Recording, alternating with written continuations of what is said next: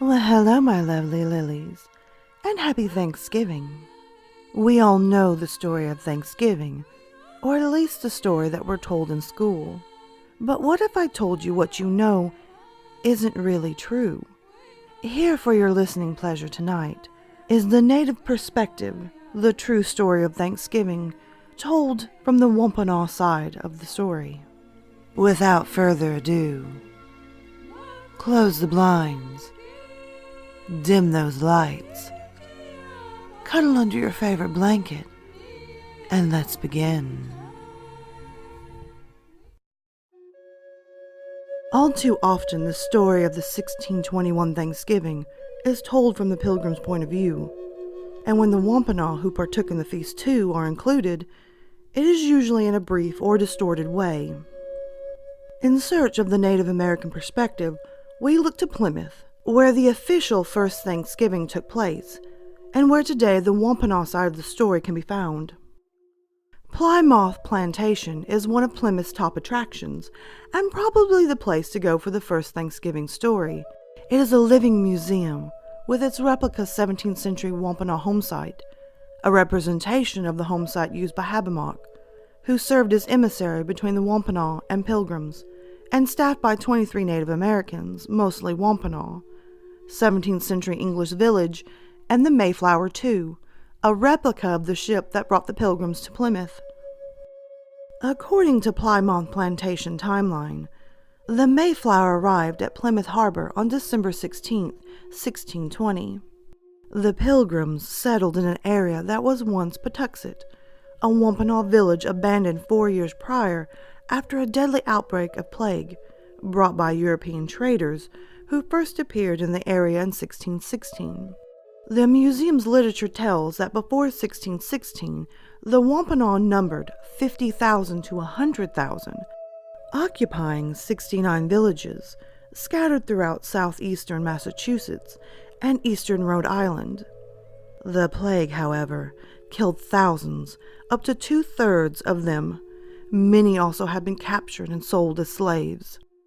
And yet, when the Wampanoag watched the Mayflower's passengers come ashore at Patuxet, they did not see them as a threat. The Wampanoag had seen many ships before, explained Tim Turner, Cherokee manager of Plymouth Plantations, Wampanoag home site, and co-owner of Native Plymouth Tours. Quote, "They had seen traders and fishermen, but they had not seen women and children before. In the Wampanoag ways, they never would have brought their women and children into harm. So, they saw them as peaceful people for that reason. But they did not greet them right away either. The English, in fact, did not see the Wampanoag that first winter at all, according to Turner. They saw shadows, he said. Somerset, a Mohegan from Maine, came to the village on March 16, 1621. The next day, he returned with Squanto, a Wampanoag who befriended and helped the English that spring, showing them how to plant corn, fish, and gather berries and nuts.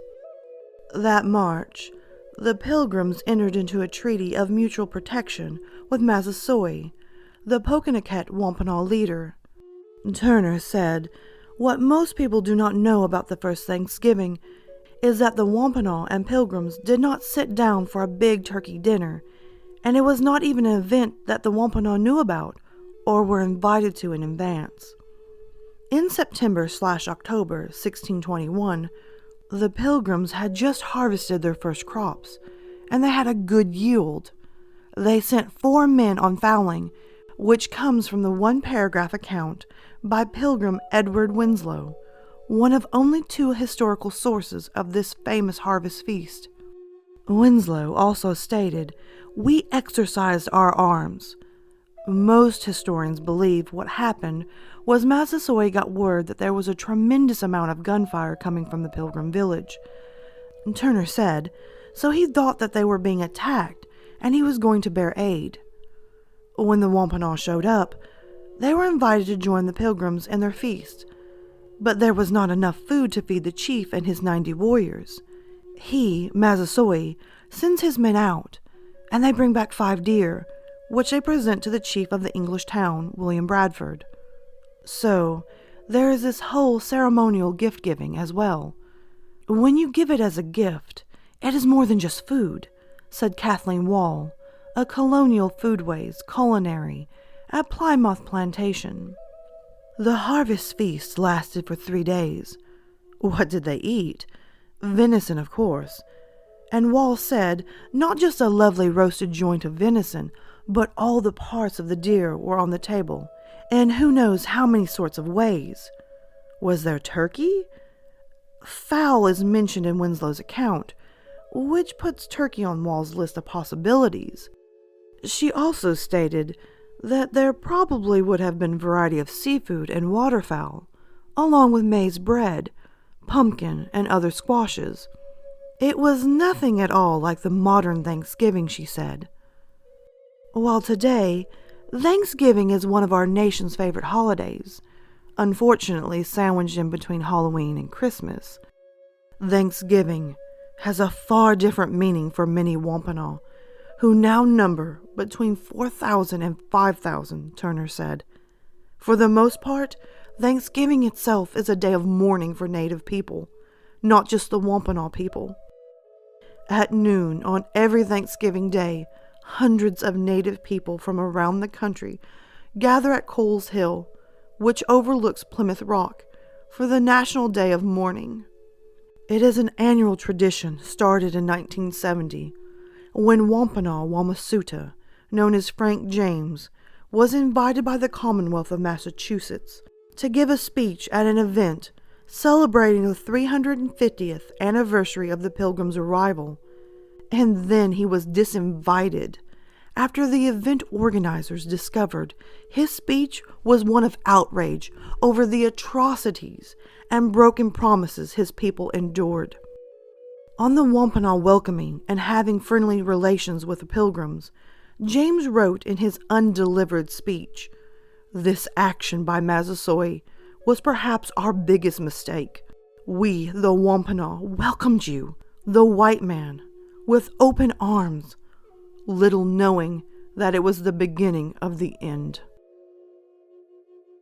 Now, Thanksgiving is a time of expressing gratitude for our friends, family, folly and successes, but most importantly, our loved ones. But as a parent, there is often a more troubling part of Thanksgiving. How do we talk to our children and younger people about the truth of Thanksgiving? How do we talk to our children and younger people about the truth of Thanksgiving? And how do we talk to them about the troubling and enduring effects of that first meal, celebrating the first harvest? A professor once said that understanding Indigenous history and changing it for good in the future means that everyone involved needs to be unsettled. Knowing how to deal with the unsettled feelings makes all the difference. We can tell our children that the Washington Redskins mascot is a legacy of that first feast. We can talk to our children about how nearly 70% of all Native Americans living on a reservation live in poverty is a direct result of that first meal between the Wampanoag and the Pilgrims. We can arm our children with the truth and be grateful for knowing we have helped set the world a little right. Most of us have been taught that the Pilgrims arrived in 1620 and had a hard winter. We are told that the Wampanoag came to their aid, taught them how to plant, and then celebrated friendship with a feast, which came to be known as the first Thanksgiving. Some people today might dress their children in pilgrim hats and outfits for school, and others may make paper feathers and headbands and macaroni necklaces. We tend to focus on how the Pilgrims and Native Americans ate together in friendship, and then we proceed to enjoy our turkey and pie and then watch a football game. We are not retelling the account accurately, nor fixing the problem, says Native American historian. It does matter. Now, if we take a look at the myth, we can see it. It is just history, neither Native American nor Pilgrim. There are several myths we can correct while preparing the turkey with our family, or while setting the dinner table with our children. First, and sadly, turkey, according to historians, was not likely served. Other fowl, like geese or duck, was most likely served, and other food provided by the Wampanoag. Additionally, sweet potatoes was not served. Those were not grown back then. But pumpkins, succotash, and other squashes, and native corn was served. Second, the Wampanoags were most likely not invited, and simply showed up to the harvest feast. The Pilgrims were celebrating, shooting guns and cannons. The Wampanoags most likely responded, and sent 90 warriors in response to the gunfire. What they came upon was a feast. The Pilgrims were fearful, as the Wampanoags outnumbered them 2-1. Third, Squanto was not appreciated by the Pilgrims, as we have been made to believe. Squanto was kidnapped as a boy and sold into slavery in Spain. He learned English so he could get home. Upon his return home, he found his entire village had been killed in either battle or by disease brought by the colonists. Fourth, the feast called Thanksgiving did not happen until 1637, 16 years after the first initial harvest feast. The colonists launched an attack on the Pequot Nation after they found a white man murdered in 1636. This bloody massacre killed many and disseminated the Pequot Nation. The governor of Massachusetts Bay Colony, William B. Noel, a day after the massacre wrote, "From this day forth shall be a day of celebration and thanksgiving for subduing and slaughtering the Pequot Nation." For the next 100 years, every Thanksgiving Day ordained by the governor was in honor of that bloody victory, thanking God that the battle had been won over the Pequot Nation. Thanksgiving, as we have come to know it, originated from a massacre. There are many myths that we knowingly reproduce, but these are the unsettling truths. Acknowledging the history of the holiday that we cherish is important, as it acknowledges the existence of Native people. Thanksgiving is a time of gratitude. We can be thankful for the correct history. We can take the unsettling feelings and explain to our children, our friends, our family, our loved ones, that we don't need pilgrim decorations on our table. We can tell our children that the Native American nation can and needs to thrive, and that the Native American people are resilient. We can tell our children that we celebrate Thanksgiving as a day to give thanks for our bounty and not to commemorate that first Thanksgiving. As a citizen of the Lakota and Cherokee Nation, I look forward to spending time with my family, eating amazing and often decadent food, and having a few days off during the Thanksgiving holiday. This time of the year is frustrating.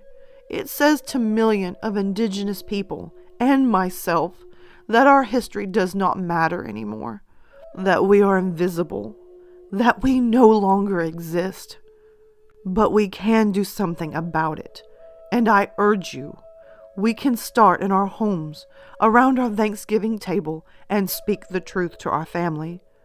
We can be grateful. By speaking the truth, we can make the world a little brighter. So please, enjoy your Thanksgiving. Hug your loved ones. Tell them how much you love them. Because this is a time to be thankful. To share love with family and friends. Happy Thanksgiving, my lovely lilies.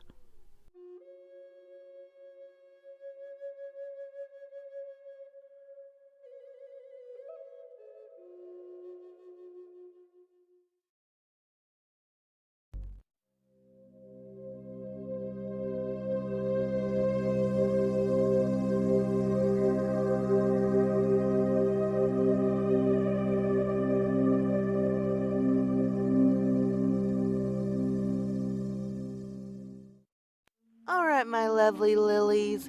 Thank you so much for watching the new video. If you can, hit that subscribe and like button, comment below and tell me your thoughts. Also, don't forget to tap the little notification bell so you're always in the know on this channel. As well, guys, you can always find me on Twitter, Instagram, Snapchat, and always you can hit me up in my emails. Feel free to send me your stories, whether they're fiction or totally true. I'm always up for some great stories.